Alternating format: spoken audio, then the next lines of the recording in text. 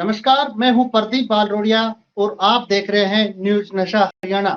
लोकसभा चुनाव में 5 सीटों तक सिमटने के बाद भारतीय जनता पार्टी के सामने चुनौतियां आ गई हैं और आने वाले अक्टूबर माह में विधानसभा के चुनाव हैं और ऐसे में भारतीय जनता पार्टी द्वारा तीसरी बार सत्ता प्राप्त करना एक बड़ी चुनौती है। हरियाणा के अंदर जिस तरह से लोकसभा चुनाव में भाजपा उम्मीदवारों द्वारा भीतरघात के आरोप लगाए गए और इसके साथ ही भारतीय जनता पार्टी के सामने अनेक चुनौतियां हैं। इसको लेकर आज हम चर्चा करेंगे और हमारे साथ चर्चा में शामिल हैं वरिष्ठ पत्रकार केवी पंडित जी और वरिष्ठ पत्रकार परवीन शर्मा जी। सर, आपका स्वागत है। सबसे पहले मैं परवीन शर्मा जी के पास आना चाहूंगा। परवीन जी, जिस तरह से लोकसभा चुनाव थे और उसके बाद में अगर हम दक्षिणी हरियाणा की बात करें तो यहाँ पर केंद्रीय मंत्री राव इंद्रजीत सिंह चुनाव लड़ रहे थे और उन्होंने जिस तरह से चुनाव के बाद में भीतरघात के आरोप लगाए और उन्होंने कहा कि उनके साथ भीतरघात हुआ, नहीं तो एक बड़े मार्जिन से जीत हासिल करते। तो क्या कहेंगे इसको लेके? देखिए प्रदीप जी, दक्षिण हरियाणा की अगर बात करें और खासतौर पे गुरुग्राम सीट की मैं अगर बात करूं तो यहाँ पर वाकई मुकाबला कड़ा था। भीतरघात हुआ है और राव साहब का आरोप कतई भी गलत नहीं है, क्योंकि जब हम लोग फील्ड में होते थे तो हमने साफ तौर पर देखा कि जो संगठन से जुड़े लोग हैं वो कहीं नजर नहीं आते थे। यदा कदा ही उनकी कहीं उपस्थिति देखने को मिलती थी। राव साहब की जो पर्सनल टीम है राव इंद्रजीत की, वो ही उनके साथ घूमती दिखाई देती थी। तो जो ये अंतर था, हमने उस दिन भी जैसे बताया था कि अंतर जो है 50 से 70 हजार के बीच रहेगा और वही रहा। दूसरा एक कारण ये भी है कि कांग्रेस ने बहुत बड़ा गेम खेला कि एक मजबूत उम्मीदवार को जो है राव इंद्रजीत के सामने उतारा, क्योंकि राज बब्बर जो है 5 बार के सांसद है और उन्हें चुनाव लड़ने का पूरा अनुभव है। तो उसका जो बेनिफिट है वो कहीं ना कहीं कांग्रेस को मिला है। और अब अगर विधानसभा चुनाव की अगर आप बात करें तो उसमें भी कहीं ना कहीं पिक्चर कुछ ऐसी ही रहने वाली है, क्योंकि जो मेवात का जो क्षेत्र पड़ता है गुड़गांव लोकसभा का, वो पूरी तरह से भाजपा से कटा हुआ दिखाई देता है। हालांकि पिछले चुनाव के मुकाबले अगर बात करें तो कहीं ना कहीं इंप्रूवमेंट में है भाजपा, लेकिन अभी इतनी टक्कर में वहां भाजपा दिखाई नहीं दे रही है। वहां पर कांग्रेस का ही दबदबा आज भी दिखाई देता है। जी, जिस तरह से हम भीतरघात की बात करें, क्योंकि जिस तरह से राव इंद्रजीत हैं दक्षिणी हरियाणा के अंदर आते हैं, हिरवाल पूरे लगभग 18 सीटों के ऊपर उनका प्रभाव बताया जाता है। वहीं उनके दूसरा एंटी ग्रुप की बात करें, चाहे रेवाड़ी डिस्ट्रिक्ट के अंदर रणवीर कापड़ीवास हो, अरविंद यादव हो, राव नरवीर सिंह हो, इसके बाद साथ ही महेंद्रगढ़ जिले के अंदर हबे सिंह यादव हो, इस तरह से एक अलग जो गुट है वो भी राव साहब के खिलाफ खड़ा दिखाई देता है। तो ऐसे में अगर राव साहब अपने समर्थकों को टिकट दिलाते हैं तो कहीं ना कहीं उन्हें विरोध का सामना करना पड़ेगा।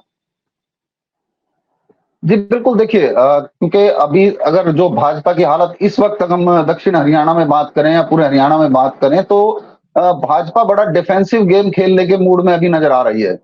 कहीं ना कहीं ये भी सुनने में आ रहा है कि भाजपा इस बार जो अपने टिकट है वो कांग्रेस के बाद डिक्लेयर करने के मूड में दिखाई दे रही है, क्योंकि कहीं विद्रोह से क्योंकि कांग्रेस भाजपा बचना चाहती है। जी।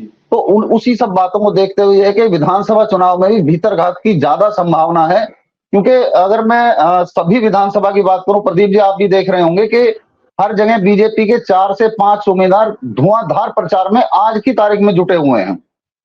जी। और कहीं ना कहीं जब टिकट का बंटवारा होगा और जब इनमें से टिकट नहीं मिलेगी तो कुछ हो सकता है निर्दलीय हो और कुछ कांग्रेस की तरफ जाए, क्योंकि जिस तरह का प्रचार आज किया जा रहा है वो इस तरह से किया जा रहा है कि जैसे चुनाव शुरू हो चुका है।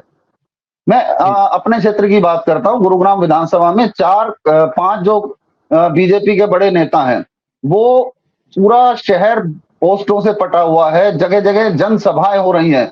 मतलब मैं अगर आज की बात करूं तो एक तरह से इलेक्शन का माहौल गुरुग्राम में साफ तौर पर दिखाई देता है। तो जो आप भीतरघात की बात कर रहे थे, यहाँ पर भी राव नरवीर जिस तरह से बात करें कि मैं भाजपा का सबसे बड़ा दावेदार हूं बादशाहपुर सीट से, इसी तरह सोहना की बात करें, कल्याण सिंह चौहान जो है वो सबसे बड़े दावेदार अपने आप को बता रहे हैं।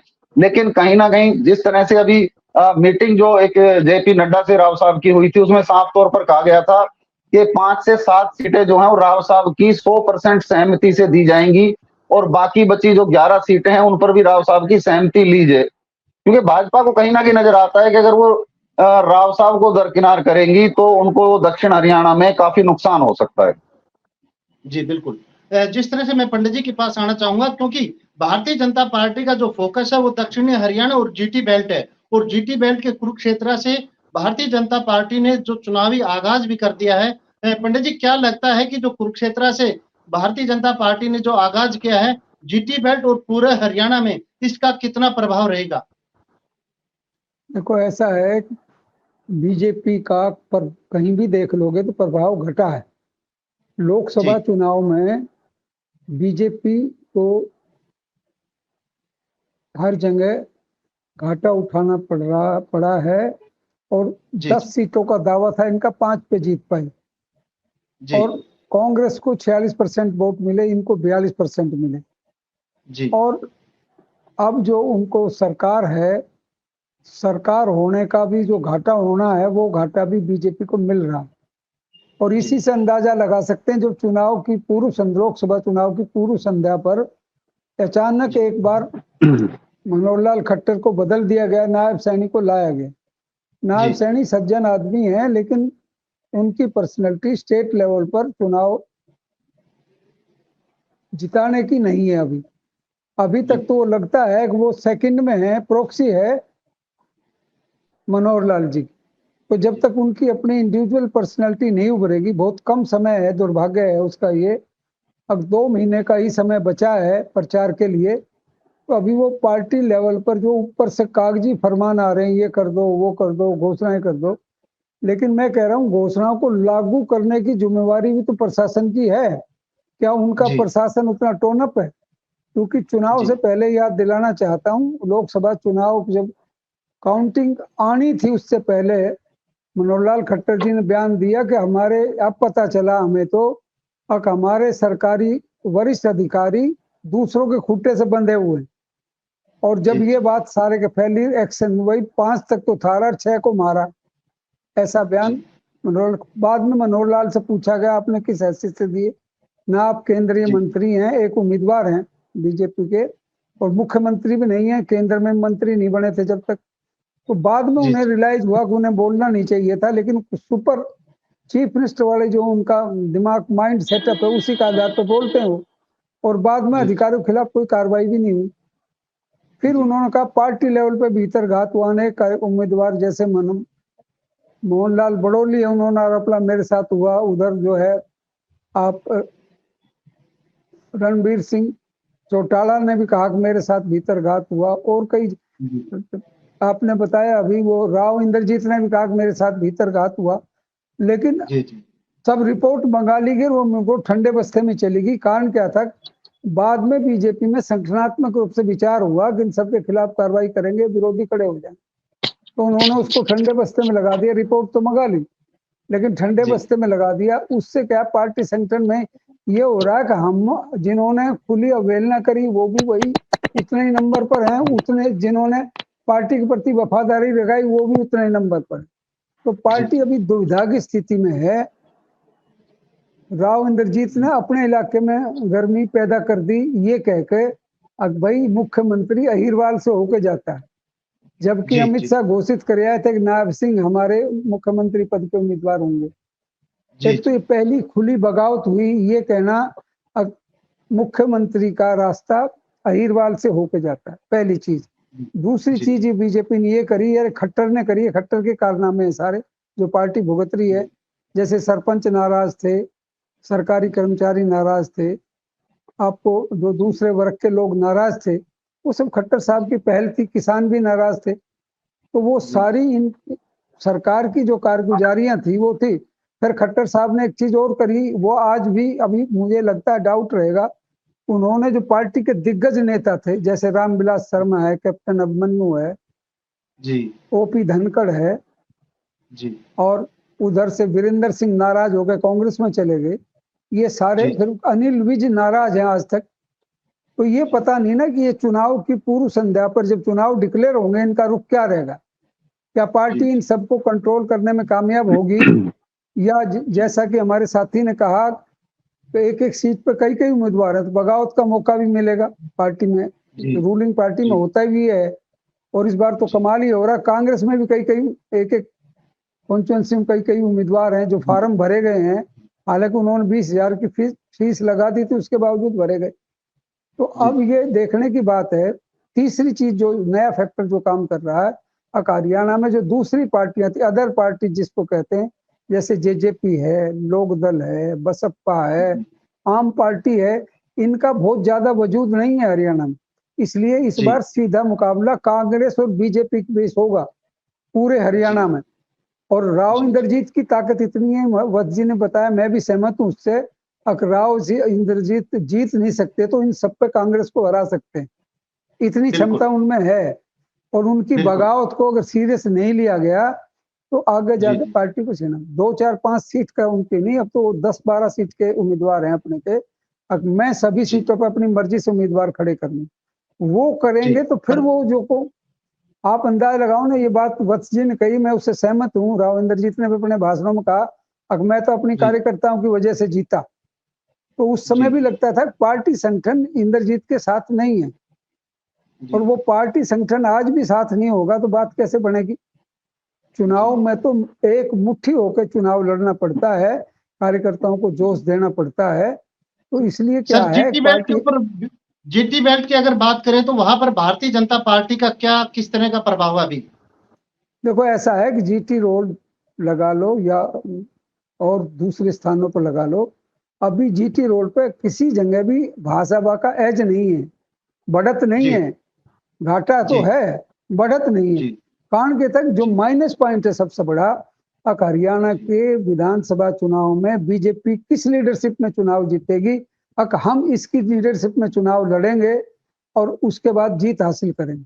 अभी मनोहर लाल तो जब फेल हो लिए थे तो पार्टी ने बदला उनको, और जी, नायब सिंह सैनी अभी हो नहीं पाए, और मोदी फैक्टर अब हरियाणा में काम नहीं करेगा, ये गलतफहमी है।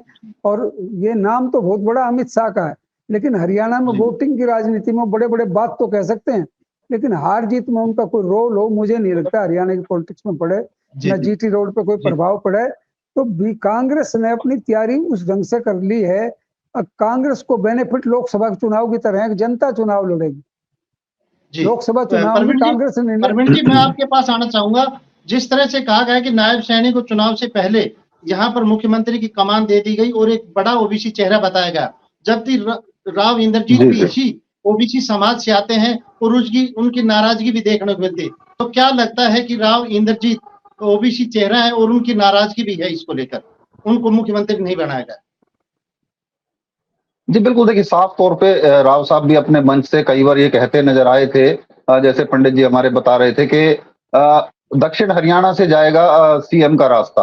और एक बड़ी टीस जी, भी है दक्षिण हरियाणा में, राव साहब ही नहीं बाकी नेताओं में भी, कि दक्षिण हरियाणा को सीटें मिलने के बावजूद किसी भी पार्टी को एक उचित प्रतिनिधित्व जिसे कहते हैं वो नहीं मिल पाता। ये अक्सर सारे नेता अपने भाषणों में बोलते हैं। जहां तक राव साहब की बात करें तो विधानसभा में जो राव साहब का वर्चस्व है वो कायम रहने की उम्मीद की जा रही है, क्योंकि साफ तौर पर जो अभी एक एपोस्ट सी खबर है सूत्रों के हवाले से कि जो 5 विधानसभा सीटें हैं उन पर राव साहब को बिल्कुल क्लीन चिट दे दी गई है कि आप अपने उम्मीदवार खड़े कीजिए। और उस क्लीन चिट के बाद आप साफ तौर पे मानिए कि जो संगठन से जुड़े जो भाजपा के लोग हैं वो कहीं ना कहीं मैं कहूं कि कुल बुला रहे हैं कि राव साहब को दे दिया तो राव साहब के लोग ही खड़े होंगे, क्योंकि ये साफ तौर पर गुटबाजी देखी जा सकती है यहाँ पर के जो राव साहब के लोग हैं वो अलग रहते हैं और जो संगठन के लोग हैं वो अक्सर अलग देखे जाते हैं। आप किसी भी मौके पे देख लीजिए, किसी भी सभा में देख लीजिए, आपको अक्सर ऐसा देखने को मिल जाएगा। तो ये साफ जी, है प्रदीप जी के इस बार विधानसभा चुनाव जो है भाजपा के लिए उतना आसान नहीं है जितना पिछली बार लगा लो या उससे पहले लगा लो। और इस बार जैसे पंडित जी बता रहे थे कि एंटी इनकम्बेंसी जो है वो खास तौर पर यहाँ पर साफ तौर पर दिखाई देती है लोगों में, कि जो योजनाएं हैं उनका एक लॉलीपॉप जरूर दिया गया है लेकिन धरातल पर अभी किसी भी योजना को पूरे रूप से नहीं उतारा गया है। गुड़गांव जो एक महत्वपूर्ण, आप यहाँ लगा लीजिए कि लोकसभा में 9 सीटें यहाँ पड़ती हैं, तो उसमें जो एक सबसे बड़ा मुद्दा जो गुड़गांव जो सबसे बड़ी विधानसभा है वहां पर साफ दिखाई देता है कि पिछले 10 साल में यहाँ पे जो मूलभूत सुविधाएं हैं उनको लेकर बीजेपी की ओर से कोई काम नहीं किया गया। आप जी, सभी को पता है कि सिविल हॉस्पिटल की बात रही हो या बस स्टैंड की बात रही हो, जो साइबर सिटी जो पूरे हरियाणा को एक रेवेन्यू देने वाला शहर है वो आज कूड़े के ढेर पर है। यहाँ पर मतलब अगर आप शहर के अंदर आ जाएंगे तो आप कहेंगे कि यहाँ के हालात गांव से भी बदतर कर रखे हैं सरकार ने। तो ये जी, सारे फैक्टर जो है, क्योंकि गुड़गांव में एक जगह का आदमी नहीं रहता कि इसी शहर का आदमी रहता है, गुड़गांव में महेंद्रगढ़ का आदमी भी रहता है, गुड़गांव में अंबाला का आदमी भी रहता है, गुड़गांव में पूरे हरियाणा की जनता जो है गुड़गांव में बसती है। और वो साफ तौर पर देखती है कि किस तरह से काम हो रहा है। और कमोबेश आप सभी जगह देखेंगे तो आपको यही आलम मिलेगा, क्योंकि मैं अभी नारनौल भी जाके आया था, मेवात भी जाके आया था। तो जो हालात हैं जो शहरों के, जो एक चमचमाते शहर होने चाहिए इतना नंबर 1 प्रदेश होने के बाद, तो वो बहुत बदतर है। और उन सबका इफेक्ट जो है साफ तौर पर विधानसभा चुनाव में दिखाई देगा। क्योंकि जैसा कि पंडित जी ने कहा था कि मोदी फैक्टर नहीं चलेगा, क्योंकि मोदी फैक्टर से आप लोकसभा चुनाव जीत सकते हैं, लेकिन विधानसभा चुनाव में आपको स्थानीय मुद्दों पर ही बात करनी पड़ेगी। स्थानीय तो मुद्दे ही विधानसभा चुनाव में काम करते हैं। क्या लगता है कि आने वाले विधानसभा चुनाव में हरियाणा को मोदी निकाल नहीं पाएंगे, हार रहे हैं हरियाणा से मोदी? देखिए ये कहना तो प्रदीप जी अभी बड़ा मुश्किल होगा कि हार रहे हैं, लेकिन हाँ इतना जरूर कह सकता हूं कि इस बार जो चुनाव है उसमें भाजपा को जरूर पसीने आने वाले हैं, टक्कर कड़ी होने वाली है। और कहीं ना कहीं भाजपा के लोगों को भी साफ तौर पर जो सर्वे भाजपा ने अभी तक कराए हैं उनमें साफ तौर पर दिखाई दे रहा है कि वो अभी कहीं ना कहीं कांग्रेस से पिछड़ते नजर आ रहे हैं। क्योंकि अब 2 ही पार्टियों के बीच इलेक्शन है, कांग्रेस और बीजेपी के बीच में। जेजेपी और आईएनएलडी का अस्तित्व खत्म हो चुका है, बाकी कोई पार्टी है नहीं। तो ये साफ तौर पर है कि जो दोनों रीजनल पार्टियां कहीं ना कहीं हाशिए पर आकर खड़ी हो गई हैं।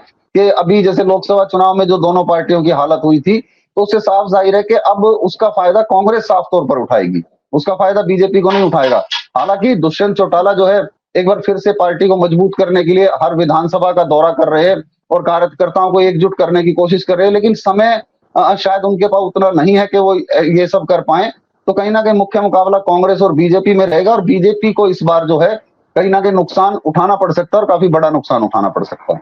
जी जी पंडित जी, जिस तरह से भारतीय जनता पार्टी की जो सरकार है, इससे किसानों की नाराजगी है, इसके साथ ही जाट समुदाय और एससी समाज, इनमें भी नाराजगी देखी जा रही है। तो क्या लगता है कि इन चुनाव में किस तरह का प्रभाव रहेगा?